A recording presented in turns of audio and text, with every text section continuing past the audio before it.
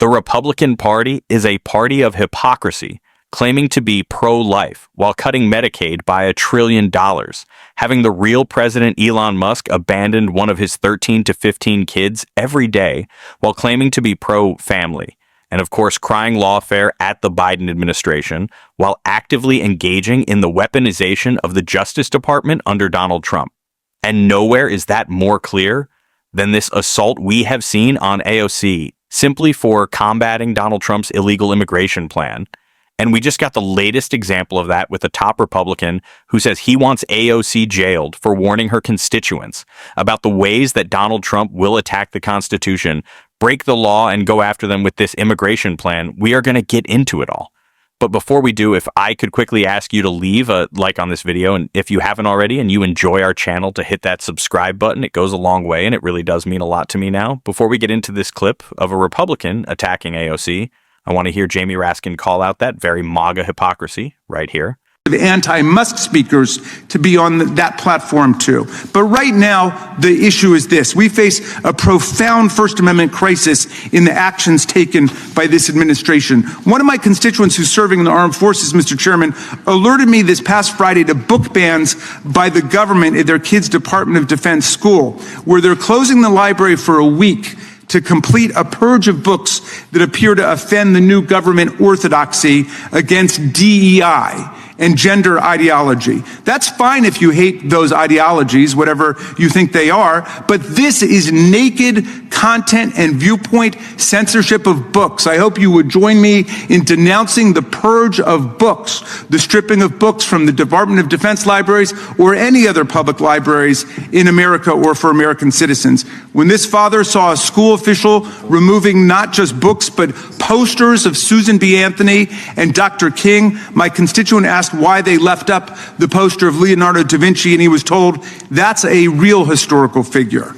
More sweepingly, Trump and his FCC are using their powers to investigate, sue, and threaten news groups that dare to criticize the administration. Trump is suing CBS for $20 billion in damages because, check this out, he believes an interview with Kamala Harris produced too favorable an impression of her.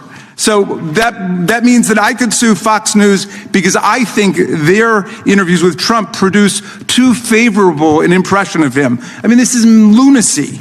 And now, exploiting his asserted unitary executive powers, Trump is unleashing his sycophant FCC chairman Brendan Carr on every news group whose stories he doesn't approve of, actually threatening to pull the government broadcast licenses for ABC, CBS, NBC, PBS, and NPR. Nothing of a hostile nature, of course, has taken place against Fox News, which is now the de facto state-approved media, enjoys immunity from the repression visited on its liberal competitors. What is this, North Korea?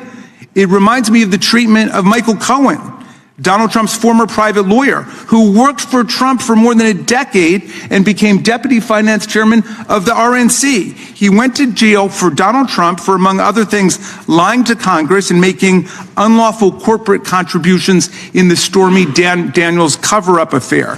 When Cohen was released from prison during COVID to home arrest and probation with an ankle bracelet, he was abruptly rearrested and taken back to prison when he refused to sign a statement saying he would not speak to the media or publish a book about Donald Trump. Everybody's got to hear this. He was thrown into solitary confinement where he remained until a United States District Court judge found this to be a clear First Amendment violation and an outrage and freed him immediately. What is this? Castro's Cuba? Putin's Russia? The free speech violations taking place now against Department of Justice prosecutors and FBI agents are equally astounding. The First Amendment forbids reprisal and punishment against professional government employees for political reasons. Yet Trump has fired and demoted dozens of federal prosecutors, many of whom he had appointed during his first administration. It is the Trump administration weaponizing the DOJ.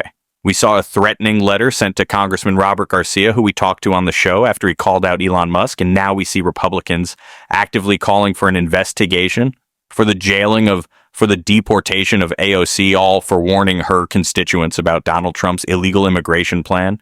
It's insane, and we can see it happen right here. I think we do know, all right, that we're supposed to uphold the Constitution, not tell people how, to evade the Constitution. So I didn't seem like that's part of my job description, to tell people that here's how you don't comply with the law. So I think it sure seems like she's violating the law, and look, we need to have equal protection and equal enforcement of the law. And if she's done something wrong, I hope Tom Homan does his job and prosecutes her to the full extent of the law.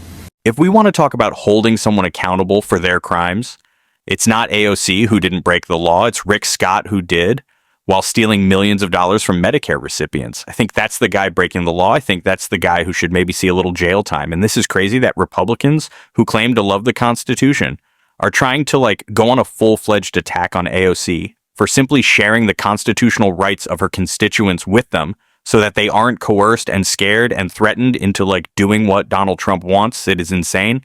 The level of intimidation that is going on during this administration, but it's really all they have is intimidation and distraction. It's the only thing they can use to really get you to not pay attention to how bad things are going. And if you needed a little glimpse into how bad things are going, I think we could just take a look at the Republican town halls being canceled across the country because they are so afraid of their constituents.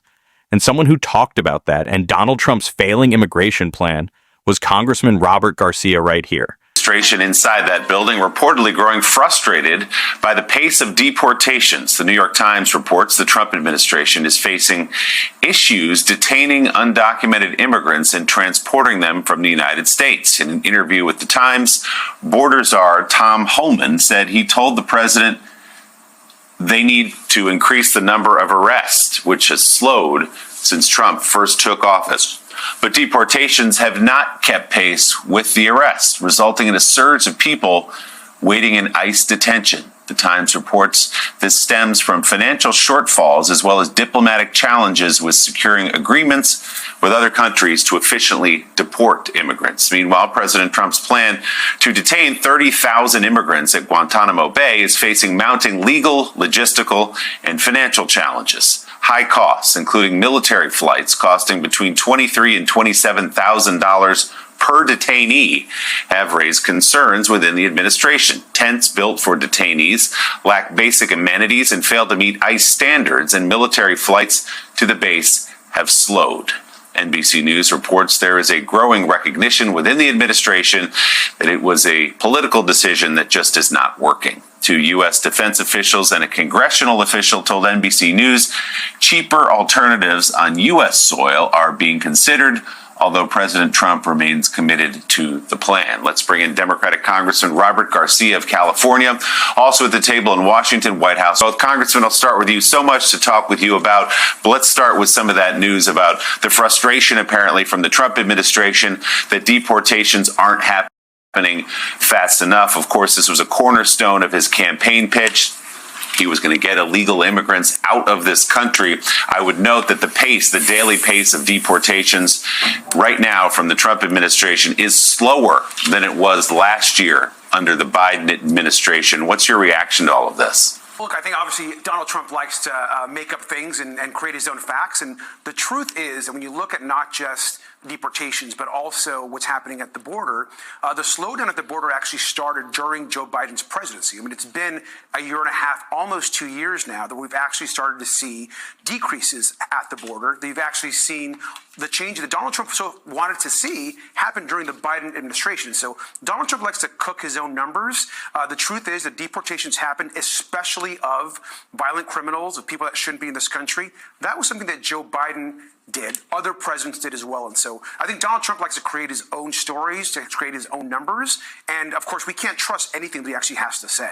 Tyler, we also have seen that the number of deportations that are happening in military flights, because they were so expensive, has, I think, almost completely stopped, if not stopped altogether. Is there in the White House, when you talk to your sources, any sense, we've been speaking a lot about confusion this morning, that the policy is not as thought out or enduring as perhaps they hoped it was going to be? Yeah, look, this is obviously a huge priority of the president. This is what he campaigned on. We heard him devote a lot of time to this in his joint address to Congress this week. There is frustration, as my colleagues at the Times reported, about sort of the pace. One of the things that Trump wants to be able to brag about is the numbers, the amount of people that are being deported, the amount of people being brought to Guantanamo Bay. We've seen him latch on to that as it relates to Elon Musk's government efficiency initiative of cutting contracts, being able to list out those numbers and programs that have been cut. So I think that's one of the frustrations in the White House, is that those numbers are not at the level that Trump is excited to brag about. And again, it is, all of these policies are complicated to execute. They are still just about a month into this administration, and I think still working through some of the ways in which they need to coordinate across the government to execute on this plan, which is much more complicated than it appears to be. The reaction inside the White House to one of the president's top campaign trail promises and the way it's being implemented. And then there's the way that major cities across the country are seeing the impact of these policies. You saw several of these mayors, including the mayors of Boston, Chicago, Denver, and New York, in front of the committee that you were on yesterday.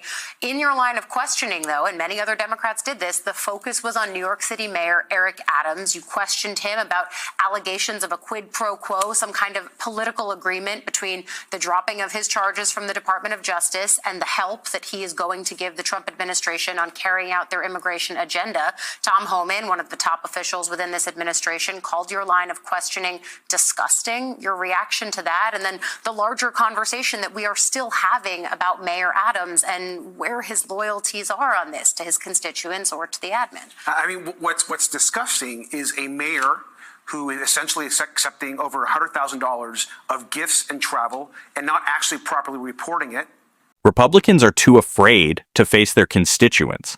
And now that we're on the topic of AOC, it reminded me of that video of her town hall when the people in the crowd, sensibly Republicans, are chanting like AOC has got to go, and they're doing it like to the beat of a drum, and she's like dancing. I posted about it on Twitter this morning. It's like those are like the two sides of this. Like Republicans literally will not face their constituents, while AOC is just dancing along to complaints from Mia. She does not care if she's going to continue to fight back. And so are we on this channel every single day? And if you want to support that, as always, you can hit that subscribe button. You can leave a like on this video. And if you're stuck around at the end, you can drop up the heart in the comments. Until next time, I'll see you soon.